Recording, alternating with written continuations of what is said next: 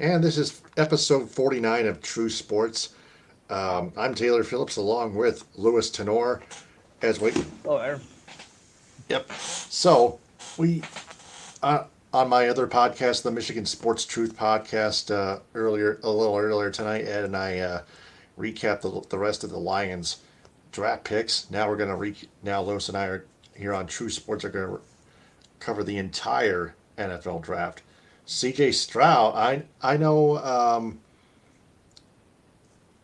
Bryce Young was drafted at number one. That was a no Yes, doubter. of CJ course. Stroud, of all people, was number two Yeah, by it the was Houston surprising. Texans. Yeah. And Will Anderson by the Houston Texans at number three. That's t- second and third overall. Both drafted by one team. Yeah, Kind of it's kind of weird. weird. Yeah, I was gonna say that. Kind of weird. Yeah. They Well, must have traded take up. well take this for I mean, we have 41 traded picks in the draft this year. That's a record. Yeah, it is. 41. That's unbelievable. That's unthinkable. 41 trades. Total in the entire draft. Wow. Yeah, Yeah. And I was and then baffled. yeah, Will Levis was projected to be drafted in the first round, but he wasn't. Well, considering that his production in his senior year was off and he suffered a few injuries, I think maybe the committee took a little in that stock and decided, well, we don't think he's good enough for the first round, so I'll have to just put him in for like the second, early in the second round. I think those were the big concerns: injuries and performance. Yeah, that's true. Yeah. Then what? So what other draft picks stood out to you? Well, I'm glad we got our draft pick for the Jets at number 13. I mean, we have to go for what we need. I mean, not what we want all the time. So, yeah, it was number 13. Oh, have to go down a bit. We trade down. We were supposed to get number 13 and 14 pick. We got number 15, Will McDonald, the fourth from Iowa State. We got a linebacker, and we need those positions. We need the linebackers. We need the safeties. Of course, we also could use a running back too. The problem is with the Jets, they always seem to go for the quarterbacks. So they think that's going to help their game. No, you need special teams. You need receivers around your star quarterback. Otherwise, what do you got? You got nothing. You got a scrappy team Getting that an won by. offensive line. Yeah, that too. So because over the past few years, we've been missing a lot of that, and that's why we went losing games in the end. That's true. Yeah, My Lions got Jameer Gibbs, a speedy yeah. running back that can put the moves on any opposing defender, and he's like Barry Sanders caliber. Hmm. That's what my co-host Ed Smith um, Right. told me. Yeah. I just always find it hard to compare players to the past because I don't think you're ever going to get another like a Deion Sanders or whatnot. It's hard to compare. Yeah, it is kind of. There's only one Barry Sanders, but There's only one Barry Jameer Sanders. Gibbs. Yeah. Yep. Plus they got middle linebacker Jack Campbell from Iowa at Mm-hmm. 18th overall. Yes. One second round draft pick that stood out to me that the Lions got Brian Branch at corner. I heard. Yeah, he's another he is another elite addition to C.J. Gardner Johnson and Emmanuel Mosley and Cam Sutton. Mosley and Gardner Johnson only have 1 year deals, but Sutton has 3 years on his Three. contract. Hmm.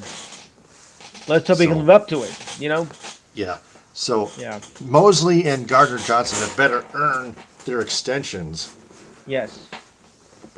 by performing up to expectations on the gridiron. Right. That's it. And then we got the Boston Bruins. They fell behind 2-0. They roared back to take a 3-2 lead, but The Florida, last minute. what a choke job. And then the Panthers won it in overtime, 4-3. To quote.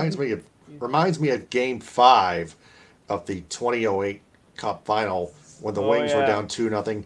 They took they took a 3-2 lead, and then they choked it in the final 34.3 seconds left. Maxime Yep, Talbot, and then Peter Sikora, the overtime winner in triple overtime I at the remember that. Joe.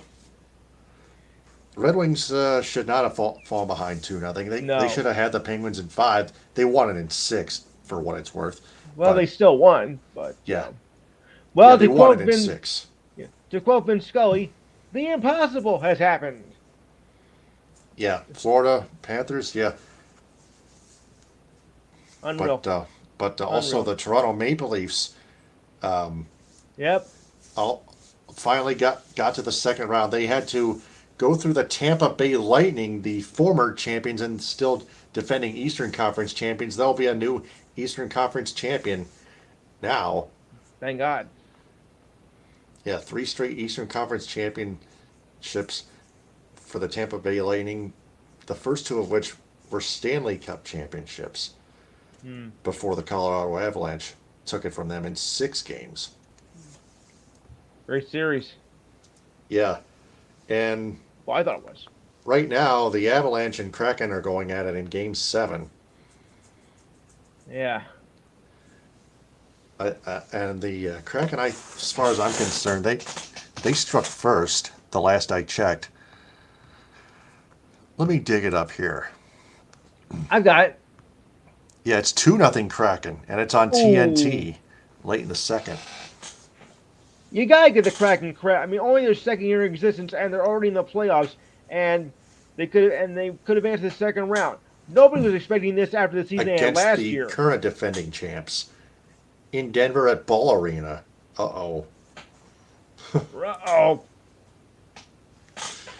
Yeah, but I think the Avalanche had some injuries too, so that could be a factor. Yep. Game 7 tomorrow, Rangers at Devils. Who you got at Blue Prudential shirts. Center? Blue shirts Yep. all the way, That's on ESPN. We'll see what happens. and MSG here in this area. Yeah, the Rangers, I think, won their last game, won Game 6. Mm-hmm. Yeah, so never know what's going to happen. It's in the home of the Devils. You got that New Jersey Devils sweater on. I know, but I got my Rangers tomorrow, and my lucky Ranger socks too. So you like both teams. Well, I'm more of a Ranger fan, but half my family is a Devils fan, including my significant other, who you know very well. Oh, gotcha. Yeah, that's Yes. true. Diane. Yeah, Yes. of course. Yep. But remember, they also in Game 6 in the Meadowlands in that 94 game, the guy guaranteed a win game, and he wasn't kidding. No, it wasn't. No. The Stars have moved on in 6. So are the Oilers. Ken Holland. Despite Ken Holland, Hurricanes ousted the Islanders. Ah. Yeah, that's it. That's all we needed to mention. Yeah. Hurricanes in 6. So I gotta take a look at the bracket. If I can find it.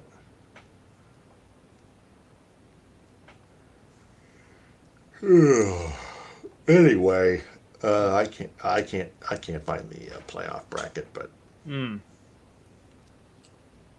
see who each team plays. But anyway, the Tampa Bay Rays have company. Tampa Bay Yep. is 23-6, but Baltimore is 19-9. The Orioles took 3 of 4 from Wow. my Tigers, but yeah, the Orioles are no joke. The Tigers still kind of Not anymore. still mediocre at 10-17. Third place Yeah. in the AL Comedy Central compared to Yeah. the Orioles in second place in the AL Beast division behind the Yeah. 23-6 Tampa Bay Rays. And to prove more AL Beast, not only the Toronto Blue Jays 18-10, the Boston Red Sox and the New York Yankees are tied for fourth place at 15-14 each apiece. It's early. I'm not. It is early, yeah. Yeah. It does seem weird, I'm not but it's worried. early, yeah. I've seen this before. With the Yankees down like that, and of course Boston down, but they come back and it's not that big of a lead. I think within the next week the Yankees are going to get right up back there again. Yeah, this division is If you can get off totally the up for injury list. grabs. Well, Who's on the injury list? Well, we got four players on the injury list for the Yankees. One just and our star player Judge, he's Aaron also injured. Judge? Yeah, Yeah, I heard that. hip flexor. Hip flex. Ouch. Man. Yeah. Yep. So, the, also the NL Beast, well, kind of, the Braves, 18-9, the defending NL champs. Wow. Sure. So, Lewis, so for those watching, Lewis will have those standings for you momentarily on his True Sports Report, which begins next and right now. Lewis, take it away. Okay, and away we go. All right, all the MLB games are done for the day, and it goes like this: the Marlins over the Cubs 4-3. Scott got the win. Thompson got the loss, and Polk got the save. The Red Sox over the Guardians 7-1. Sale got the win, and Allen got the loss. I bet you I was going to say Indians. Oops, I just did. The Nationals over the Pirates 7-2. Gray got the win, and Olavio got the loss. You got to get the Pirates credit go for this season. They're doing phenomenal. Mariners over the Blue Jays 10-8 in 10 innings. Swally got the loss. Pop got the loss. Swally got the save, and Brash got the win. His name was Pop. Okay. Orioles over Tigers 5-3. Voit got the win. Trumbo got the loss, and Canelo got the save. Angels over the Brewers 3-0. Suarez got the win. Ray got the loss, and Estevez got the save. Twins doubled up on the Royals 8-4. Gray got the win. Singer got the loss, and Duran got the save. White Sox over the Rays 12-9. Bummer got the win, and Beeks got the loss. This is awful. Rangers destroyed the Yankees today 15-2. Perez got the win, and Cortez got the loss. Oh boy, he got the loss all right. Eesh. Rockies of the D-backs 12-4. Gomber got the win, and Nelson got the loss.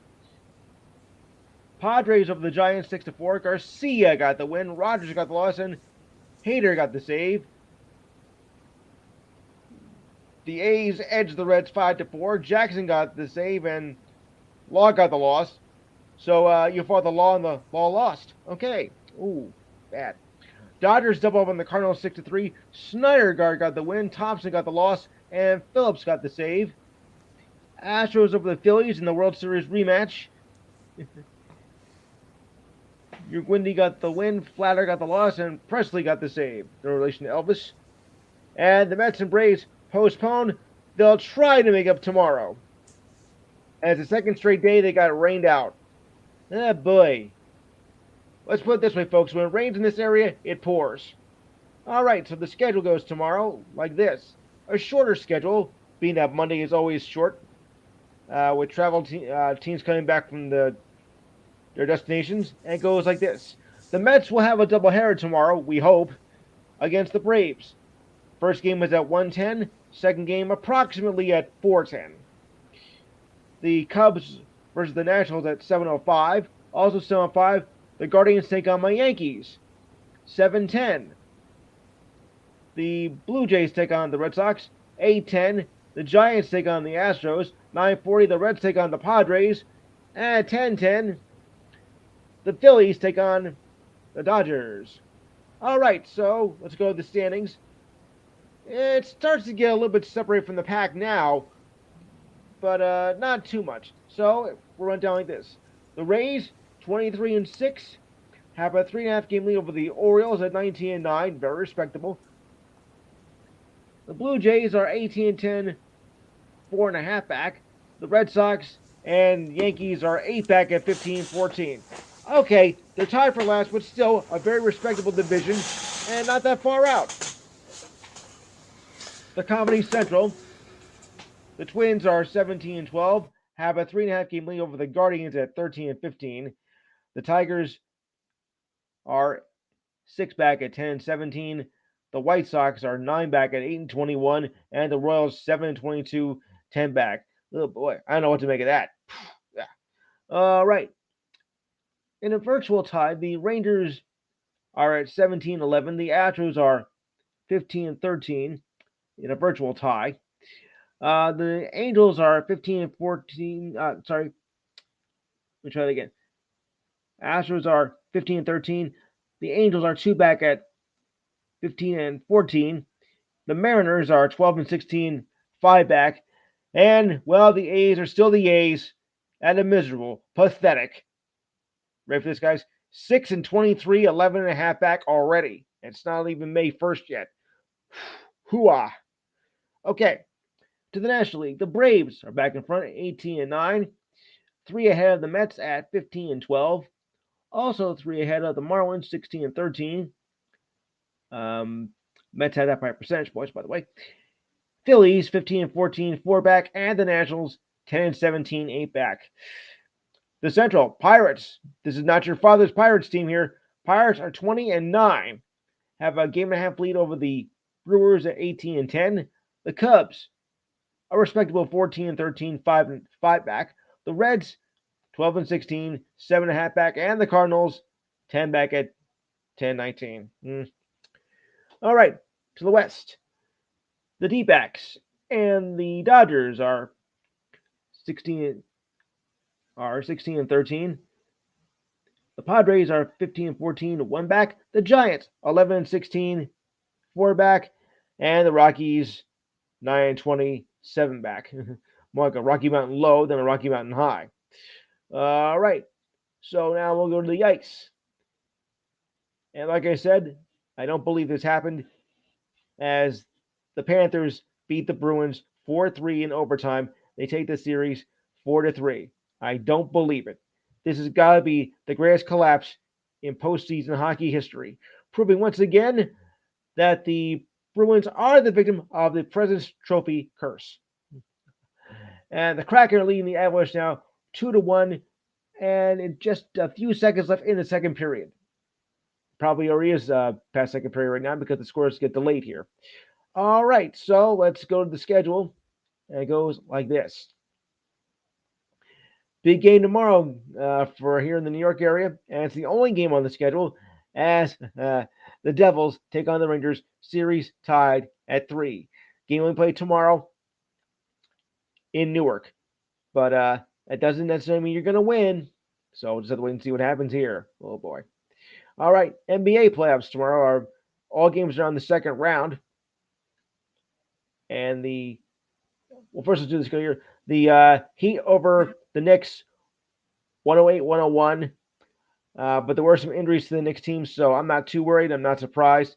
And the Warriors beat the Sacramento Kings in the Battle of Northern California, 4-3, and they take that series. Just when you thought that the Warriors dynasty was over, not quite. All right, so let's go to the schedule for tomorrow's games, and it runs this way. The Sixers take on the Celtics at 7:30, game one of their series, and the Suns will take on the Nuggets at 10. Both games on TNT. The Sixers Celtics game, I think, looks a bit more intriguing. I think with the Suns and Nuggets, I think that could be over in a hurry. I'll put it to you that way. Oh boy. All right. I'm gonna tactically check some of the other leagues for a minute. For one thing, with the XFL, because their playoffs have begun this weekend, and yesterday it was Arlington over Houston, 26-11, and DC over Seattle, 37-21. So it's DC and Arlington in the XFL Championship on May 13th, a little less than 2 weeks from now. I can't believe it. They actually made it. They're actually going to finish their season. I don't believe it. I didn't give that league much of a chance. I thought they're going to be gone before, like, midway through the season. Okay, I was wrong. I know you're thinking, Louis, you gotta have more faith in the league. I know. All right, so USFL. Yes, I cover that too, folks. And the scores go this way. as we enter week 3. The New Orleans Beakers Breakers beat the Birmingham Stallions 45-31 yesterday. Also, the Houston Gamblers beat the Memphis Showboats 30-26. And in today's games, in the Battle of Pennsylvania, the Pittsburgh Maulers beat the Philadelphia Stars 21-13. Actually, they're both original members. And the Generals over the Michigan Panthers 28-13, also original members of the original USFL. I'll check the standings here. So the Generals are 2-1, tied with the Panthers at 2-1. The Maulers are 1-2, and the Stars are also 1-2. That's in the North Division. In the South, the Breakers undefeated at 3-0. The Stallions are 2-1. The Gamblers are 1-2, and the Memphis Showboats 0-3. Okay, well, what can I tell you? I think Memphis was also an original member. Yeah, I think we got a lot of those original members in the mix here. All right, so now we'll go on to the one more. We got one more soccer note. There is a late game in the MLS, and hopefully I'll be able to find it.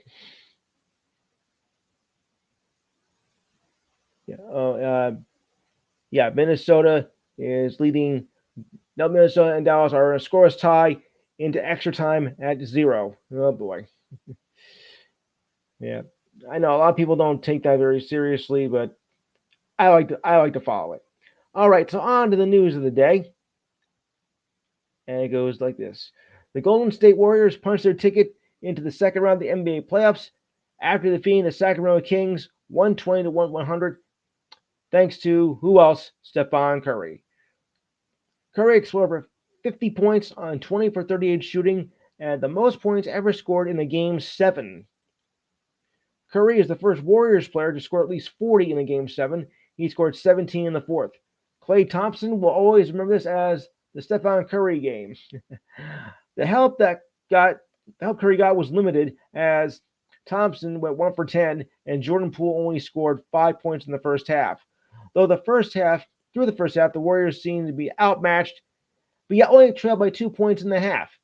Finally, midway through the third, the Warriors began to wake up. They slowed down the Kings on defense, took control, and attempting 10 more shots. Thompson gave the Warriors timely baskets, and the duo scored 35 points in the third quarter alone. The Warriors grabbed 23 rebounds to the Kings' 9, which were on the offense, and tied for most of any quarter. Kevin Looney was the game changer, grabbing 10 of the Warriors' rebounds, 8 on the offensive glass. Colorado Avalanche will be without forward Andrew Cogliano for the rest of the season. That may be the problem. After suffering a neck fracture, head coach Jared Bednar said he broke C5 following the results of a CT scan. He has a fracture. He is scheduled to go for an MRI exam. He suffered the injury in Game 6 versus the Kraken when he was hit into the boards behind Kraken forward Jordan Eberle. Cogliano went to the locker room, and Eberle served the penalty for boarding. Cogliano later returned to the game and went 4-1. That's out for tonight's Game 7, which is in progress. Yep. Well, the Bruins did have a lot to lose tonight against the Panthers.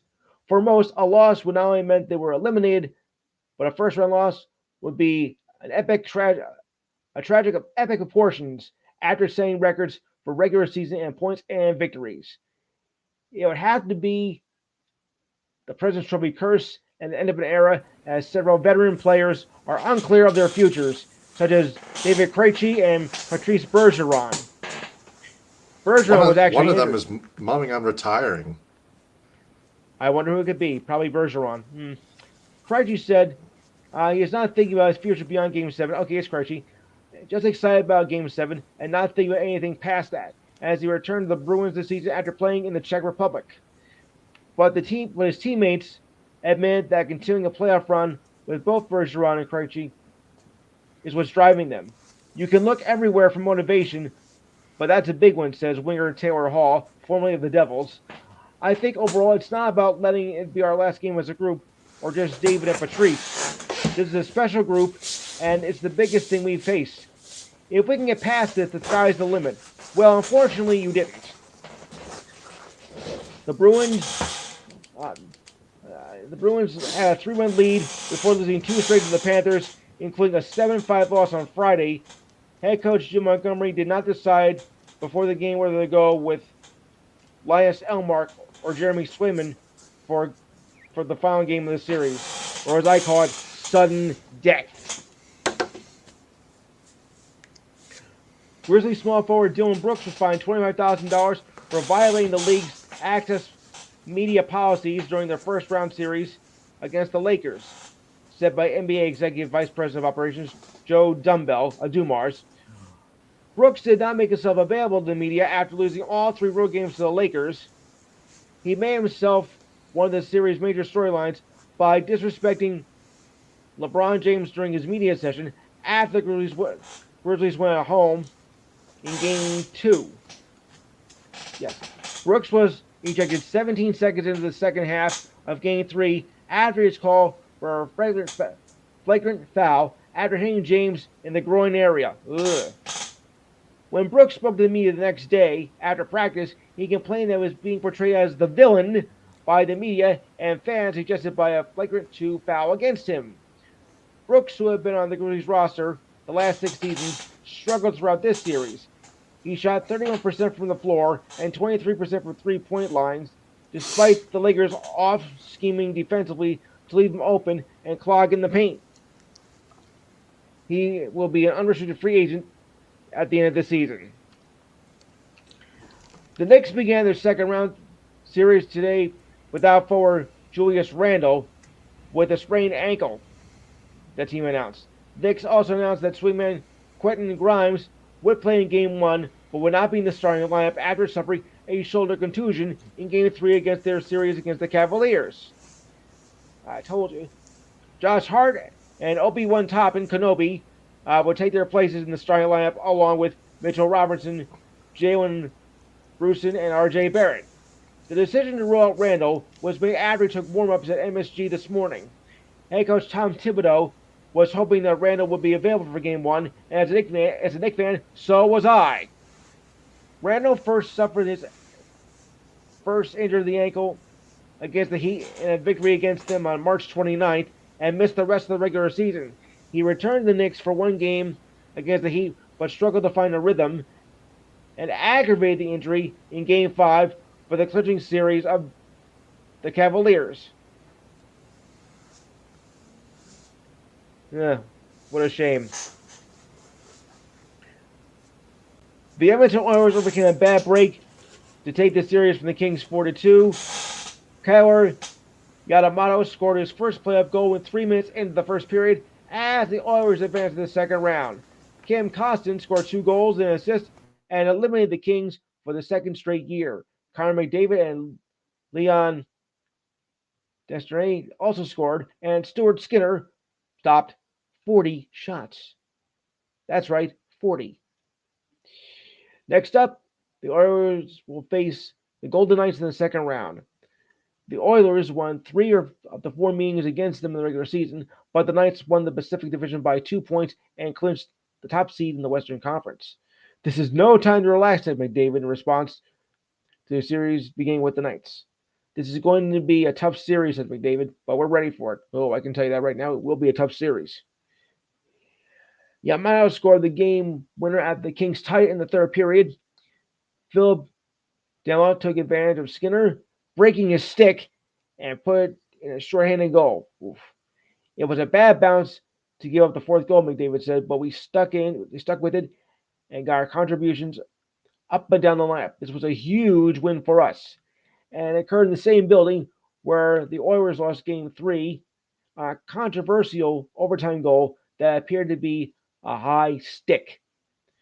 We were so assured of ourselves, said Oilers coach Jay Woodcraft after Game 6. That's okay. We were adding drama to the story. The Kings have been eliminated in the past 4 first-round series. All right. It's been a long time coming, but the Maple Leafs are finally making it to the second round of the NHL playoffs. John Tavares scored the winning goal 4.5 minutes into overtime for a 2-1 victory.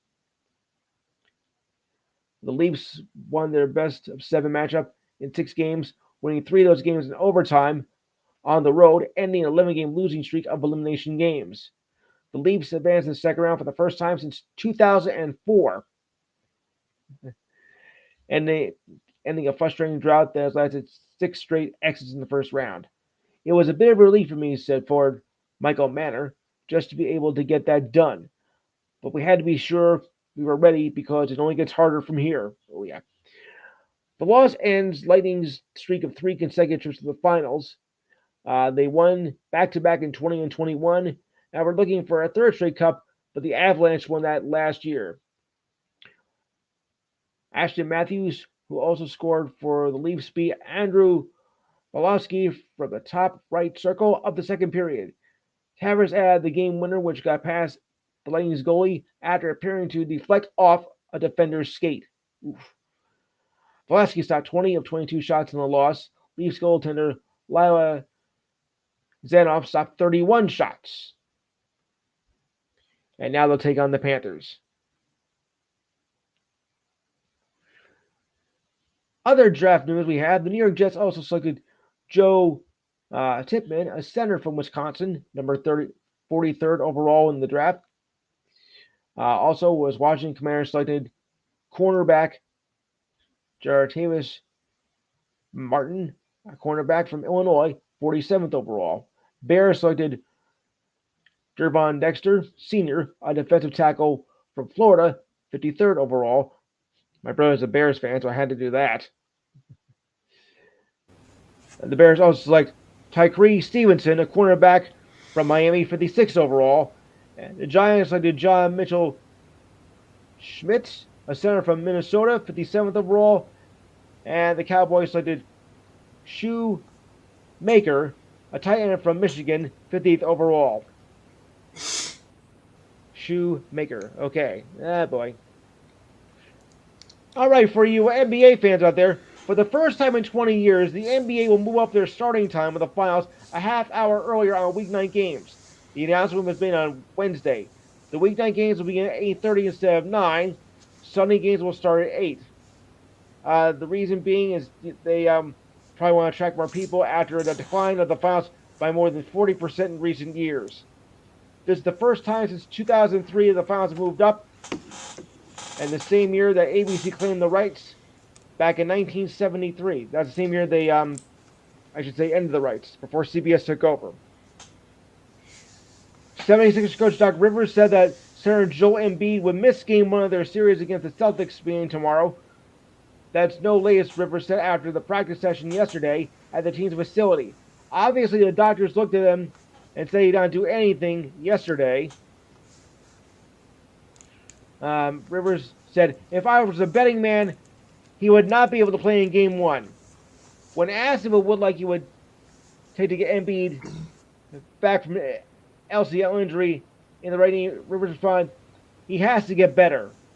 Rivers added that he was not able to do anything in practice yesterday. The injury happened 10 days ago in a game of their series against the Nets, where the media was allowed to enter a practice session. He, along with PJ Tucker and others, were not on the court. Embiid was not playing in Game 4, meaning it was a span of 11 days since he last played. Now it's 12. If Embiid is not able to play in Game 1, which he will not, Rivers will shift focus to have him ready for Game 2 on Wednesday. Also, if he's not able to play in Game 1, reserve player Paul Reed is likely to take his place. Moving along. Okay. Wow. Needing a force to hold on. The U.S. men's basketball team got a favorable draw for the FIBA World Cup that will have. They will have matchup against, but they won't match up against the Greek Freak. They'll have a rematch against the Greek Freak as they take on Greece early in the tournament. The draw for the 32-team tournament runs from August 25th through September 10th. Was held in millennia yesterday. The World Cup will be played in 3 locations throughout the tournament in Japan, the Philippines, and Indonesia. The American squad will be led by Warriors coach Steve Kerr and will begin play in Group C with New Zealand on the 26th, Greece on the 28th, and Jordan on the 30th. Perhaps even more important, the way the draw fell, the Americans have the potential of avoiding defending champions Spain, silver medalist France, or Canada until the semifinals. Good. The Greek freak who has not confirmed if he'll play for his national team, but made it clear it's a priority. And with the Bucks' stunning upset in the first round of the playoffs, it could be making more possible. That's right, the Bucks are out. The Who'd have thought Milwaukee that? Bucks, of all They're people. out. Yeah, that's right. The Yeah, Heat eliminated them, didn't they? yeah. So we got the Bucks out in the NBA, and the Bruins out in the NHL as top seeds. Wow. Wow, hell is frozen over. Wow. The Grizzlies, a Memphis Grizzlies season that was sparked with controversies involving their franchise player John Morant, finished a much earlier exit than most expected and were destroyed by the Lakers in Game 6 as they lost by 40 points. That's right, I said 40 points. Oh boy. After the most lopsided loss in their postseason history, point guard John Morant takes the blame by acknowledging that his off-the-court issues made a negative impact on his team. Yeah, no kidding. Morant said I had to be better at decision making as he finished with 10 points on 3 for 16 shooting in the loss. That's basically it. Off the court issues affected us, and we need more discipline. Morant served an inking suspension by the league for its conduct in March after he displayed a handgun during a live session on Instagram in a strip club in the Denver area. In a statement announcing the suspension, Commissioner Adam Silver admonished Morant for acting in a manner that was both reckless and dangerous, and not to mention just plain stupid. The league also investigated allegations by the Pacers stemming from a post-game confrontation with Morant's associates at the Grizzlies' win home on January 29th. Members of the Pacers' traveling party said that a red laser, which they believe came from a gun, was pointed at them from an SUV that Morant was riding in. The NBA released a statement by saying that there was a confrontation, but that the league could not find any individual threatened others with a weapon. As from what he learned from the season, Morant mentioned this pattern of his poor decision making away from the game. Yeah, well, you should have thought that, stupid.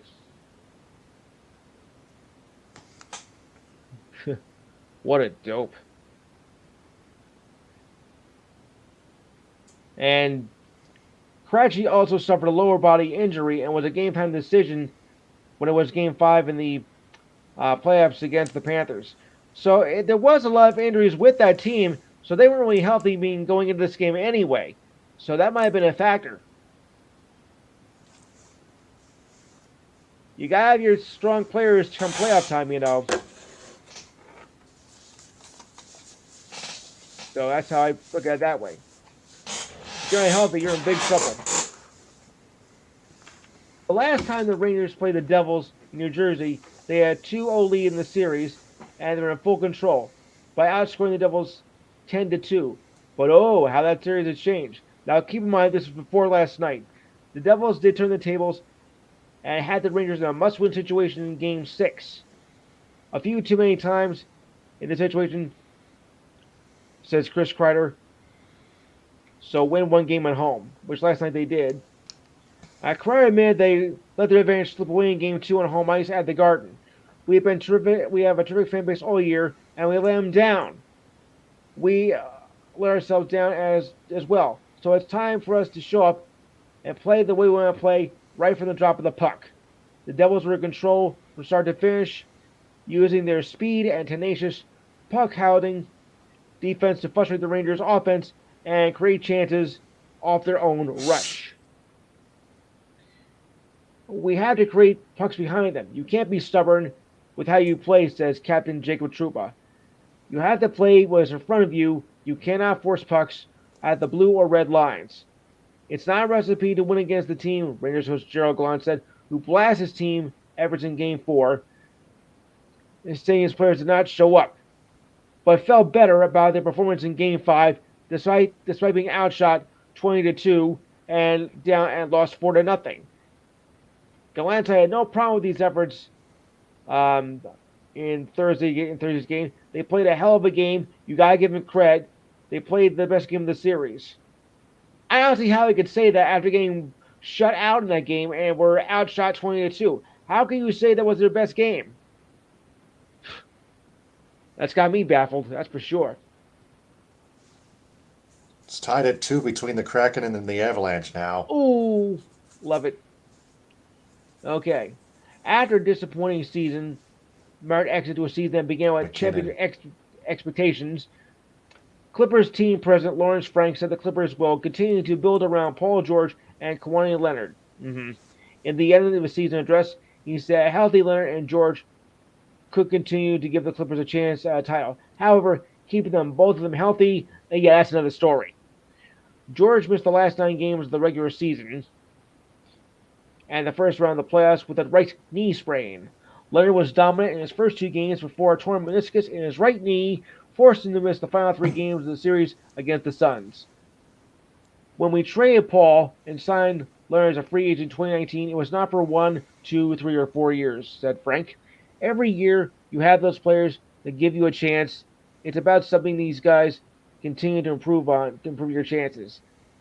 This was the same injury in the same knee that he injured back in 2001 and kept him out for all the 2021-22 season.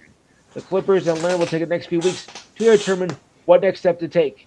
As usual, the Clippers choke in the first round of the playoffs. That team was a disaster. It needs to be sold. They do. The Knicks are also without center Jericho Sims as he underwent surgery to repair a torn lab and cuff tendon in his right shoulder, ending what was a promising season for the young star. Kraken still lead 2-1. It was off. The Avs were offside. Offsides. Happens every time. The procedure was performed on Thursday at the hospital for special surgery and was considered a success, but will need 5 months of recovery and rehab. Sims, however, is expected to be ready for a training camp in September. The Knicks won their first round series against the Cavaliers in 5 games and now are in a series with the Heat. Simmons found a sizable role for the Knicks in midseason as they were 15-11, where Simmons played at least 15 minutes. He was selected 53rd in 2021, elevating from a two-way deal to a two-way standard deal this season. But Sims has not played since April 7th when he suffered the shoulder injury. As for his numbers this season, well, nothing to write home about. 3.7 points and 4.7 rebounds. But for him, it's a decent performance. Although not earth-shattering by any means. You gotta look at it that way. All right. And of course, this is only the second time in the last 20 years that the Knicks have advanced to the second round of the playoffs. I'm happy about it. And of course, there's labor peace.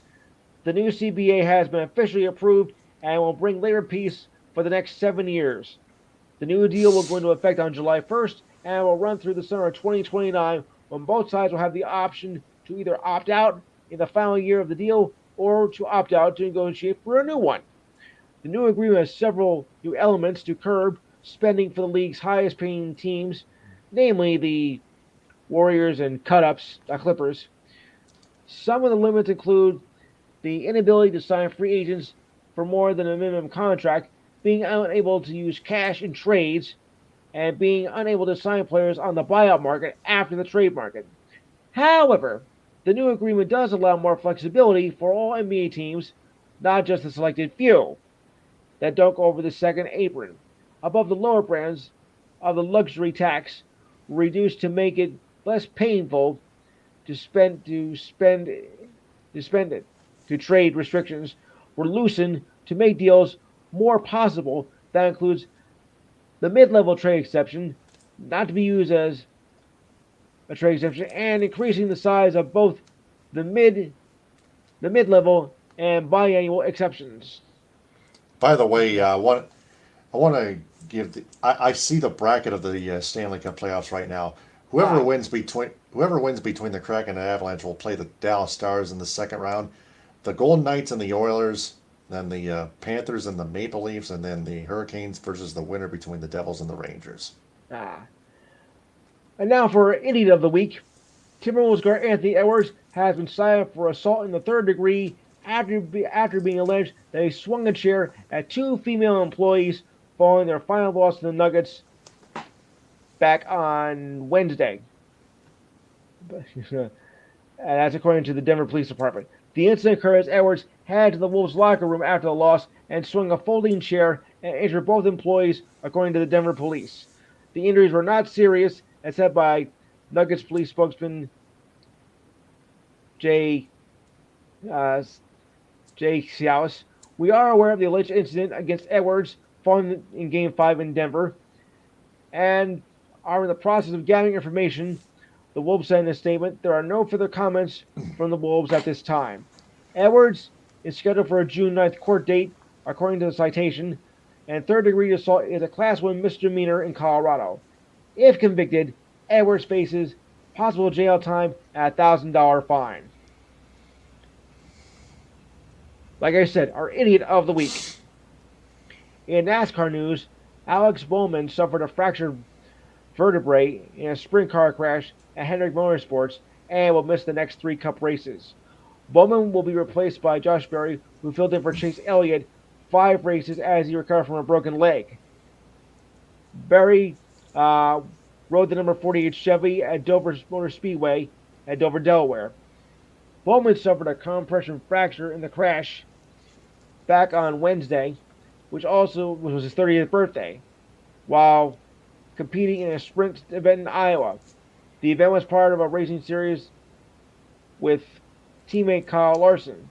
Hendricks Motorsports will request a medical waiver to allow Bowman to remain eligible for the 2023 NASCAR playoffs. Bowman has 6 top 10 finishes this season, with his best placing third in Las Vegas. Ugh. Yeah.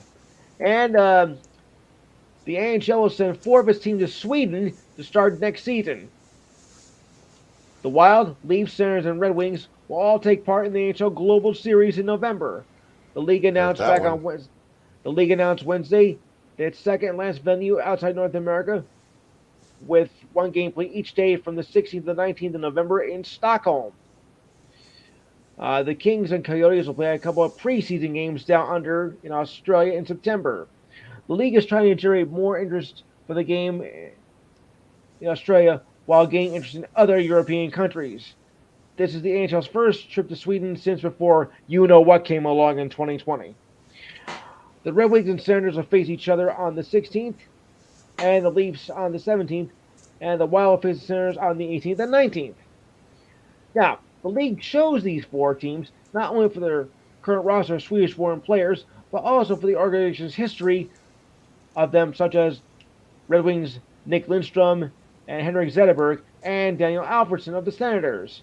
Having 4 teams play in one building in Sweden could provide a blueprint for maybe a World Cup hockey tournament in 2025. Maybe. I would like to see it, though.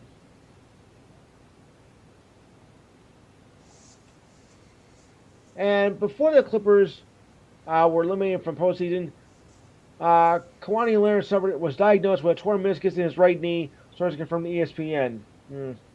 The Clippers and Leonard will decide in the course over the next 2 weeks what will happen to him. Ah, boy. Okay. New York Yankees captain Aaron Judge remains silent with a mild hip strain, a decision on if he'll need to spend time on the injured list by tomorrow, said by manager Aaron Boone. I know he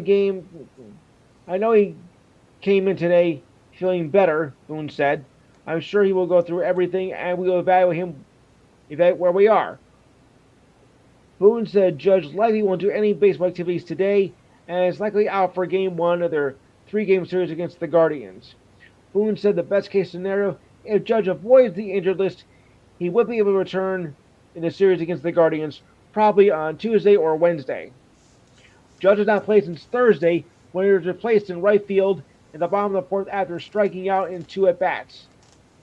That came a day after he landed awkwardly on his right side to try to steal third base at Minnesota. Not a smart move. Judge, who set the new AL record for home runs with 62 last season, has 6 home runs this season and 14 RBIs and batting .261.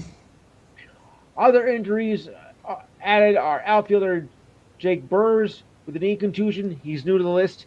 He slammed into left field wall after a diving catch. Giancarlo Stanton, left hamstring. Harrison Bader, left oblique, and Josh Donaldson, a right hamstring, are all on the injured list. That's not a baseball team, that's a MASH unit. The NFL is targeting May 11th as a release date for the 2023 schedule. Not that far away, folks. Commissioner Roger Goodell and scheduling maker Howard Katz will meet tomorrow to finalize the schedule. They gain more clarity for the task, especially in scheduling for primetime games with the recent trade of Aaron Rodgers from the Packers to the Jets and the Ravens re-signing of quarterback Lamar Jackson. The NFL season opener is on September 7th, and usually the defending Super Bowl champions do host the first game of the year. Well, that'll all be taken care of in 10 days from now. Close to 10 days from now. It's almost midnight, folks. For a moment, Chris Vaughn didn't know what was happening when Dallas Cowboys owner and CEO Jerry Jones asked him to turn in his team card for a 6th-round pick after all the picks are now automated. But when his colleagues stood up around the draft room and Jones tossed a napkin it had as of it on the card, Vaughn knew his team was ready to select his son Deuce, a running back out of Kansas State. He was selected 212 overall yesterday. Vaughn, the Cowboys' assistant director of scouting, was given the honor of calling his son. Jones has been a part of more than 30 drafts as a team owner and GM. He has presided over number 1 draft picks and high-level trades. Leading into the draft, Vaughn, who had been with the Cowboys since 2017, did not write a report on his son. When the Cowboys discussed him in the meetings, he left. He did not want to influence the direction in any way. Just before the Cowboys were on the clock, Vaughn was sitting to head up the team's undrafted free agent process and not in the draft room.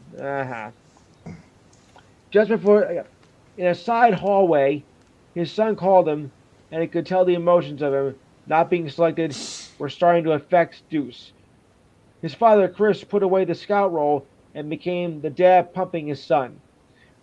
By the time Chris returned into the draft room, Jones, McCarthy, and Jones' son Stephen, who was the executive vice president, and vice personnel Will McClay, decided Deuce would be the selection, though Jerry Jones had other ideas. Deuce was in Austin, Texas with his family and friends, watching the draft, waiting for his chance. He quickly saw the draft room video involving his father. Deuce called him on a real tearjerker. In 3 years at Kansas State, Deuce ran for 3,604 yards with 34 touchdowns and 1,280 receiving yards. Last season, he led the FBS in all-purpose yards with 1,936. That included 133 yards on 22 carries and a touchdown against Alabama in the Sugar Bowl. White Sox outfielder Luis Robert was benched for not running on a ground out. Leading off the bottom of the first, Robert hit a ground ball to third base into a third base slide when Rays catcher Calvin Foucher threw it to first. It would likely have been a close play if not for Robert running on the play. Afterwards, Robert said he did not run because he was injured. What happened last Friday, I hustled down the baseline, Robert said through it to a translator, after the White Sox 10th straight loss. Blech. Today my legs feel a bit tired, but the hamstring was tight. I thought it was best to play conservative. My big mistake was I did not tell anyone. I did not tell the manager because if I did, I don't think you'd let me play. Robert came out in the second, but was pulled in the bottom of the second. He remained in the dugout and talked to his teammates after he was benched. He might have had a mental lapse, said manager Pedro Griffal. We had to run hard down the line. This is not a common occurrence for Luis. Robert was booed right after the play. Oh, I wonder why. Okay, Manny Machado put the Padres ahead in the seventh inning with his second homer of the night in a 16-11 win over the Giants last night in Mexico City, the first in the majors. You're probably thinking, they played in Mexico before. Yes, in Monterrey, not Mexico City. Nelson Cruz, Fernando Tatis Jr., and Xander Bogaerts also went deep for the Padres, who homered them 6-5 and out-hit them 17-13 in the thin air of that Mexico City stadium. Before a crowd more than 19,000, Tatis doubled off Tyler Rogers and Machado in his fourth home run of the season. The Padres hit four more. 4 runs in the eighth when Trent Grisham hit a 2-run double and Cruz hit a 2-run single. Cruz went 5 for 6 with 4 RBIs and became the oldest player in franchise history to hit a home run at 42 years and 302 days, surpassing Rickey Henderson by 19 days. The Giants hit homers by Brandon Crawford, Lamont and Mitch Hanger off of Joe Musgrove. Blake Sobel hit a 2-run homer off Steve Wilson to tie the score at 10. David Villar hit another one just 5 pitches later. Sato and Bogaerts hit back-to-back jacks in the fourth off of Jacob Junis, and Tatis and Machado did him in the fifth. Tom Cosgrove, a left-hander from Manhattan College, won his first major league game. He came in relief in the seventh with a runner in the seventh with a runner in the third and retired Jock Peterson on a ground out. The Colts are not committing to a specific role for fourth overall pick Anthony Richardson in the draft. But the more you listen, the more apparent it becomes that Richardson will take the field sooner rather than later. When asked about the likelihood of Richardson playing early in the season, perhaps from Week 1 owner Jim Irsay offered a direct answer. He said, I think it's important you get better by playing, practice and preseason games and watching. Well, yeah, it's true. And watching. In the quarterback room, that's great. But I'll tell you, this will get better by playing, and it's very important because his development is so much a part of the team's future. It's a very critical key. Richardson started only 13 games at Florida, and his lack of experience was a key point of contention for scouting teams ahead of him in the draft. But the Colts, Idris said, we're all in and convinced that it could be a solution at quarterback, a position that had been unsettling in Indy for years. Idris went as far as to say that the Colts would consider Richardson as the number one pick. They had that position. Okay.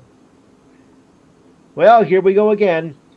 Texas Rangers ace pitcher Jacob deGrom is back on the injured list.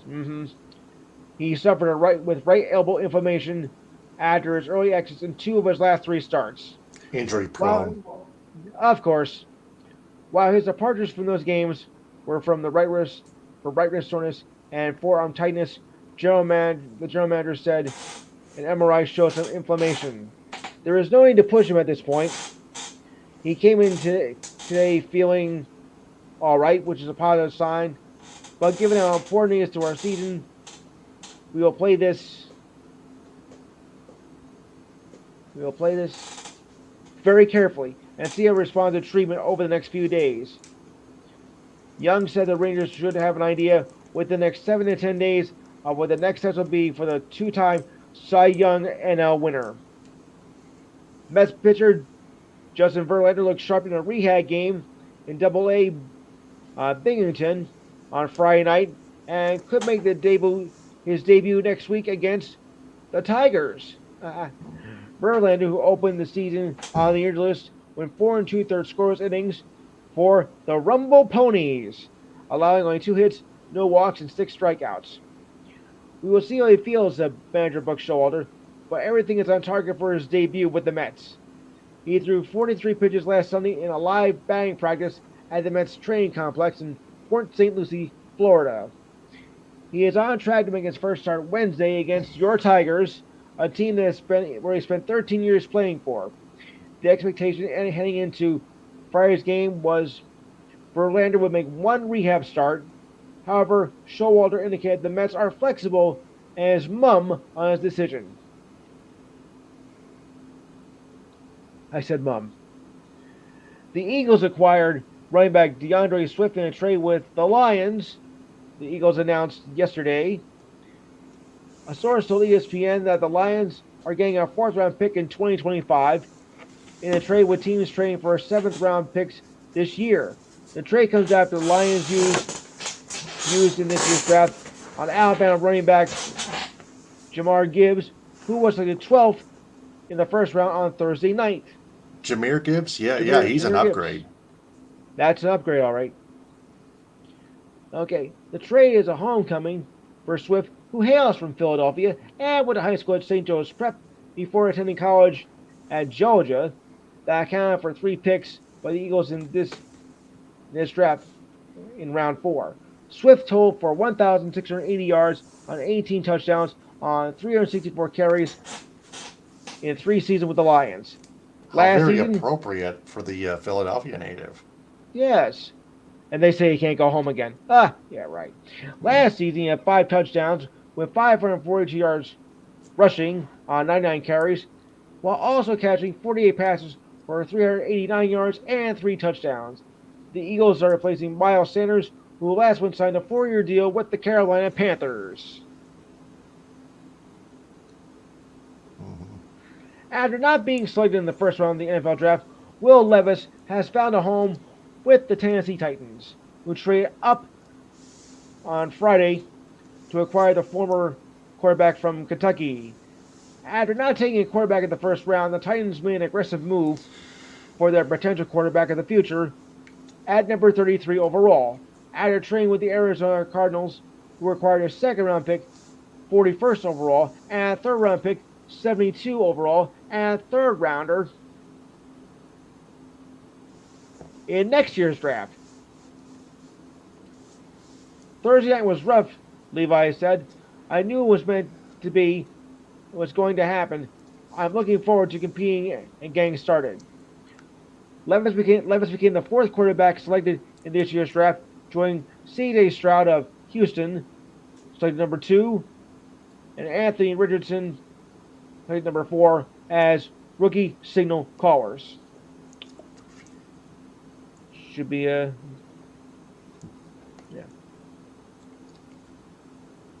And like I said, yeah. And of course, ESPN's draft analysts Mel Kiper Jr. and Tom McShay both had thought that he'd be selected in the first round. I don't trust those guys. So anyway, his left toe that caused him to miss 2 games was problematic for one team that did consider him. And another team believes Levis could manage the injury, but surgery would need to be discussed later. So that was the reason why his draft status went down.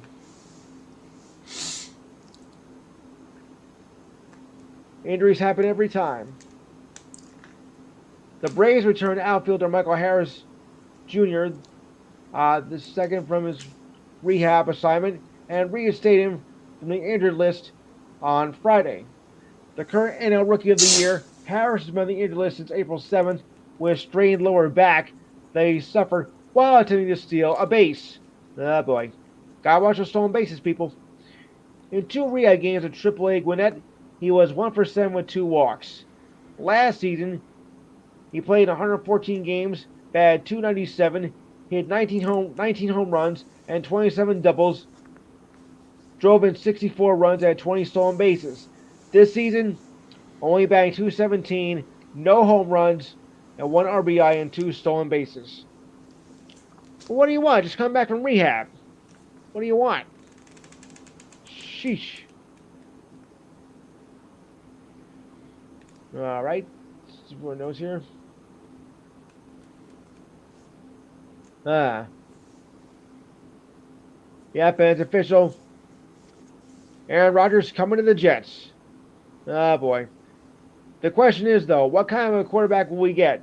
Will we get the Aaron Rodgers of yesteryear, or are we going to get the Aaron Rodgers that's been slumping? That's a big question there. We have to see what's going to happen with him because he's not the same player he once was. So I'm a little skeptic on how he's going to do once he gets started this season. But of course, time will tell.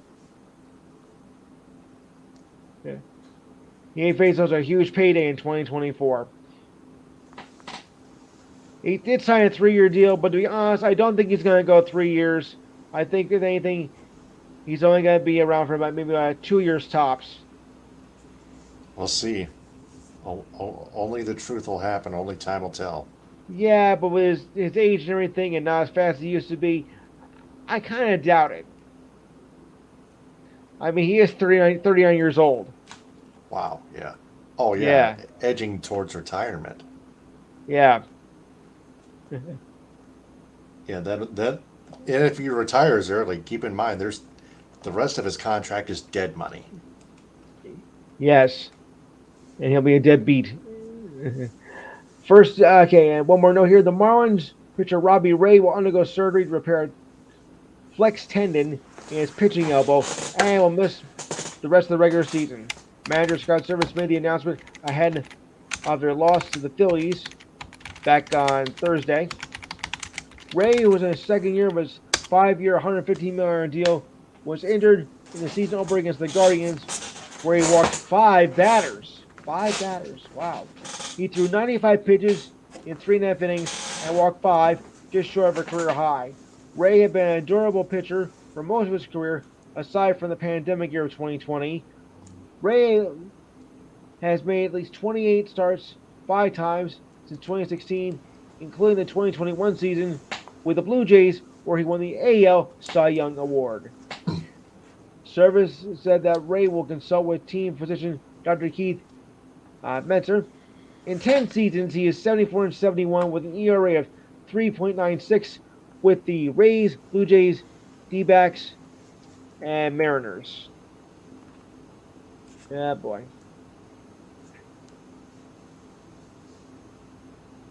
Let's see if we got anything more here. Yeah. Yeah. I'm not too concerned about the Knicks right now because of the injuries and of course what you had Jimmy Butler. But remember, Jimmy Butler also went down with injury today as well. That could be a factor as well. Mm-hmm.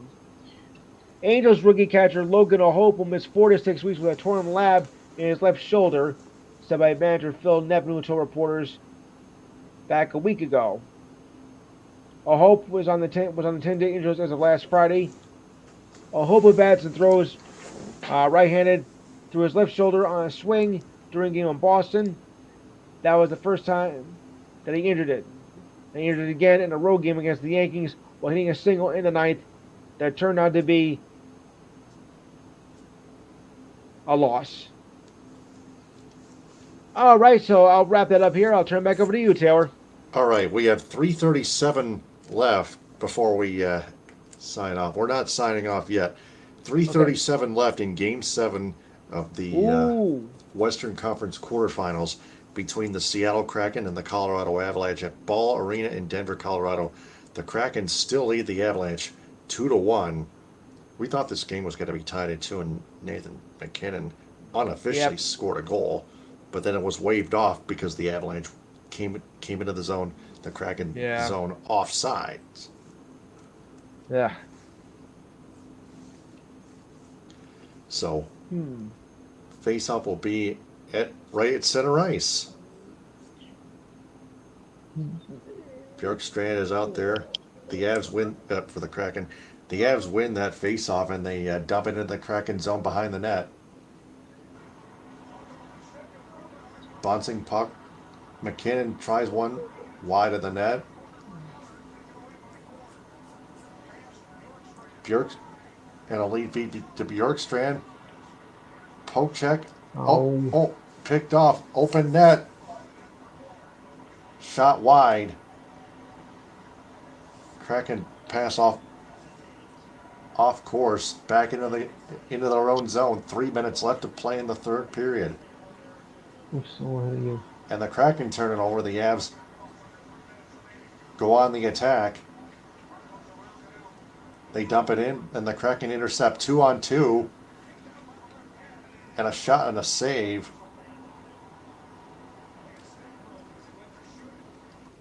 And no rebound. I believe it is held on to by Francois. 2:40 something. 2:44 left in the third period. Still 2-1 Kraken. Right. That game is seen on TNT, by the way. Yes. I just turned the game on. Yep, it's the next face-off is going to be in the Avalanche zone.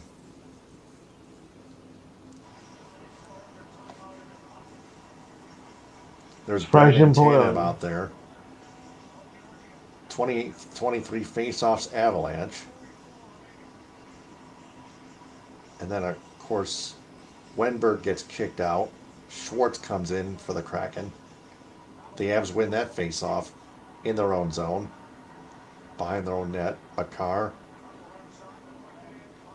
Deflected in by Niemo. Kraken intercepted. Mm-hmm. To center ice. Across the Avs blue line into the end boards. Wenberg outnumbered. Avs intercept. Take it away. Kraken still hold it in. Dump it in. The Avs take over. Kraken change on the fly. They intercept it and a shot off the post with over 2 minutes left. Kraken still on the attack. And then Larson a shot and an easy glove save by Francois. That was close. Bjorkstrand just hit the post. Yeah. Yow. It could have been 4-1. I saw another one. I saw another shot doink off the crossbar and out of play earlier in just a few minutes earlier. Kraken call a timeout. 1:58 left, third period. They still lead the Avs 2-1 at Ball Arena. Game 7. Doesn't get better than this. Yeah, I believe the next face-off will be in the Avalanche zone. Shots are 34-27 Avs. But the Kraken were up 2-0 at the beginning of this game. The Avs got on the board finally in the second period. Bjorkstrand's going to be out there again, along with Larson and Gord.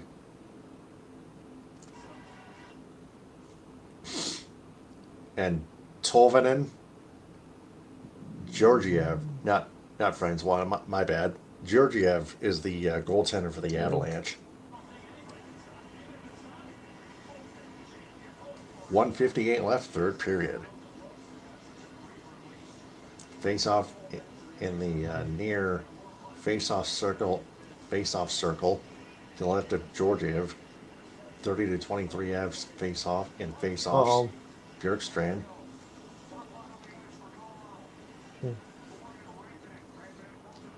Rantanen wins the face-off for the Avs, and they carry up to center ice. And there goes their goaltender for an empty net in the sixth skater. Makar. Avs dump it in again this time. Kraken try to intercept, but the Avs almost outnumber them. 6-on-5 here.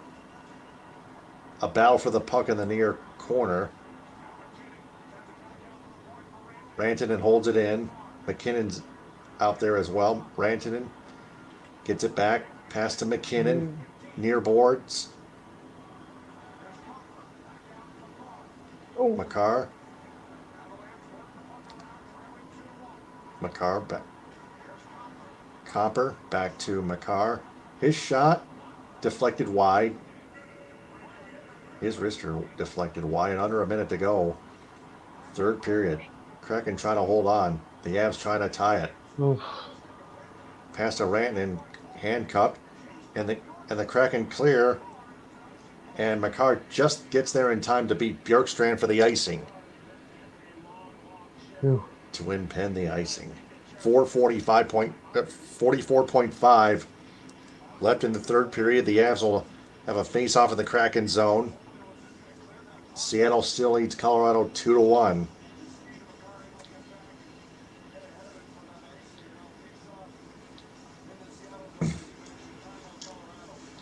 The winner of this game will take on the Dallas Stars in one half of the Western Conference semifinals.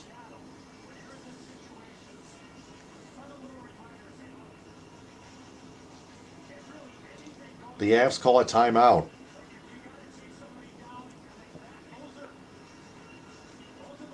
Why not? Kraken not? already called their timeout. The Avs now call theirs. Strategy. Yep. The Avs called a timeout after the Kraken iced the puck. Yeah. So that gives the Kraken a breather as well. Don't forget. Yeah. And that's at home too. Yep. Next week will be our 50th episode of True Sports, by the way. Wow. A Yeah. milestone. Yep. All right, face off to the right of Grubauer of the Kraken You dope. in Seattle territory. Copper or Rantanen face off, and a whistle blows. They'll reset the face off. 42.7 left. Oh, back to 44.5 left. Oh, great.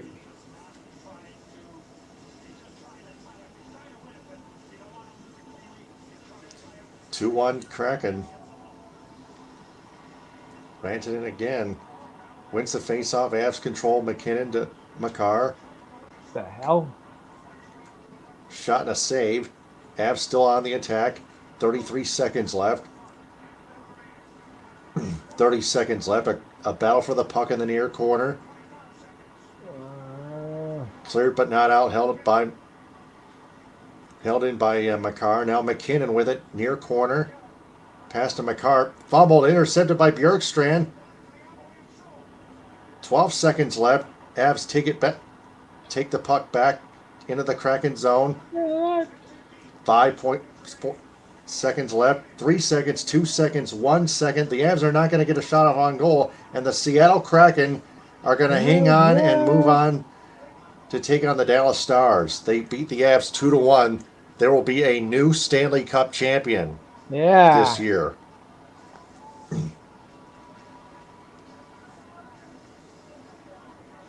The first expansion team to win the first playoff series against a defending Stanley Cup champion team. Wow. And that is another shocker in the NHL Stanley Cup playoffs. Yeah.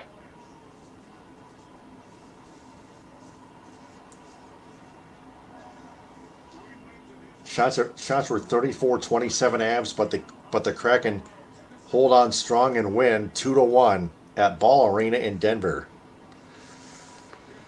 Unreal. Yep, and then one more game of that first round. Rangers at Devils tomorrow night at 8 on ESPN. Oh yeah, I'm ready. Yeah, so why don't we do the 50th episode tomorrow night at 11? You're on. Yeah, so that's episode 49. He's Louis Tenor. I'm Taylor Phillips. We'll talk to you tomorrow night at 11 for a recap of Game 7 between the Rangers and the Devils. Ta ta. Good night.